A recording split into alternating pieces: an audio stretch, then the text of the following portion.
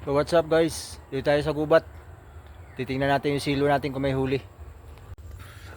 Ito yung may silo.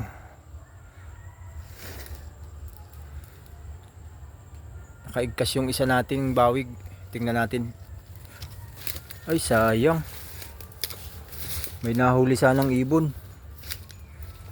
Ay mga balahibo. Kaya lang kinain na ng ano. Ayun oh. Kinain na ng kung anong hayop din. Sayang. Ayun guys oh. Ito yung ano natin. Silo para sa labuyo. Kinain na ano kaya kumain dito? Bayawak siguro. Sayang. So tanggalin natin, kabit ulit natin.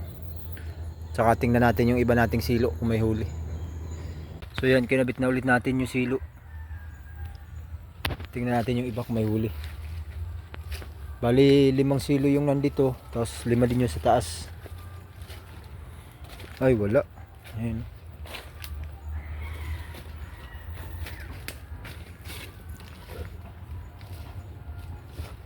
Ay wala rin. Ayun. Ay wala rin yung iba. Hindi sa baba. So punta tayo doon sa taas guys. Baka may huli na doon. Dito lang kami sa ano, taas ng bahay ni Sanderia. Ayun yung bahay nila oh. So tingnan natin sa taas. Ayan guys, malapit na tayo doon sa mga silo pa natin. Tingnan natin kung may huli. Wala.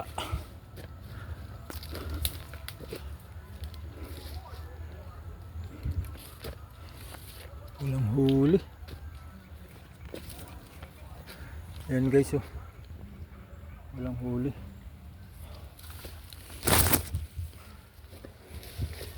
Ito pa yung isa, wala rin. Tingnan natin sa taas, meron pa sa taas na 3.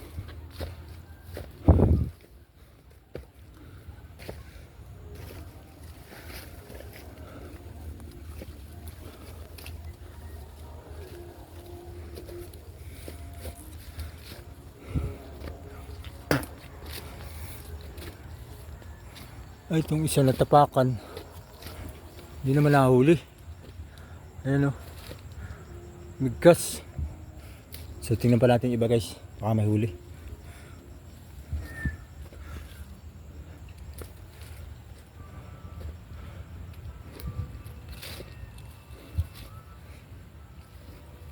Wala rin.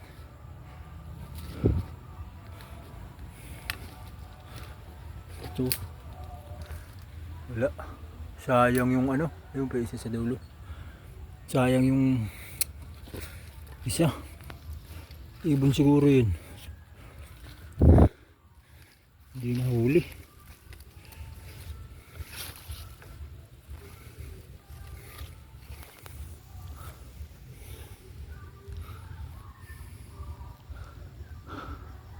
Ayun o.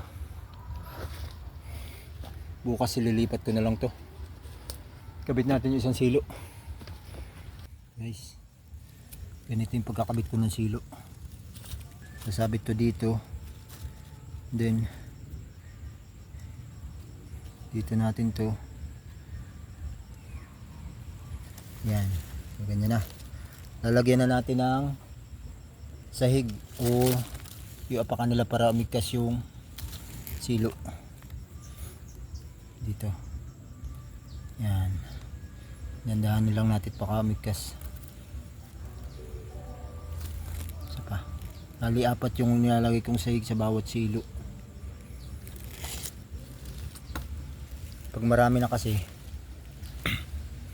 sobrang lapad na. Ayan. Oops. 3 na guys. Ito na yung isa. Oop. Oop. Then ayan na. Lagay na natin yung silo.